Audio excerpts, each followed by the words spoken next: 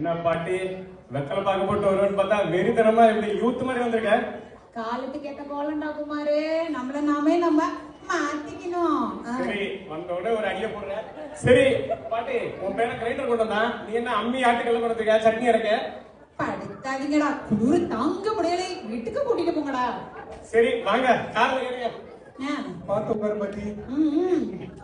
நீங்க உட்காந்தா நான் மறைச்சிட வேண்டாம், அந்த பக்கம் போ. சரி பாட்டி. இப்படி உட்காரு. சரிங்க பாட்டி. பாட்டி பாட்டி ஏர்போர்ட்ல ஃபிளைட்ல ஜன்னல் சீட் குடுக்கலன்னு கோச்சிட்டியா என்னால? பேசாமே வரியே. அதெல்லாம் ஒண்ணும் இல்லடா, இங்க குளிர் தாங்க முடியல. எப்படித்தான் இங்க நீங்க எல்லாம் குப்பை கொட்டுறீங்களோ தெரியல. ஆமா, இங்க என்ன ரோடு ஒரே நிசப்தமா இருக்குது.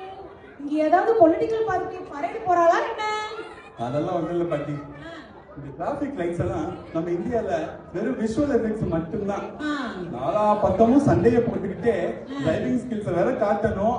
மச்சான், இந்த ஹால்ல இளையராஜா மாதிரி சிம்பனி வாசிப்போமே, அத மறந்துட்டியா? ஆனா ஒண்ணுடா, நாங்க சத்தத்திலேயே காரை ஓட்டிட்டு இங்க இப்படி நான் சைலண்டா ஓட்டும் போது ஒரே மயான அமைதியா இருக்கு. ஆனா ஒண்ணுடா, நாங்க ஊர்ல என்னதான் சத்தம் போட்டு சண்டை போட்டாலும் எப்பயுமே ஒன்னாவே இருக்கும். இங்க எப்படி தெரியலையே. ஆமா ஆமா பாட்டி. சரி சரி பாட்டி, வீடு வந்துருச்சு, பத்திரமா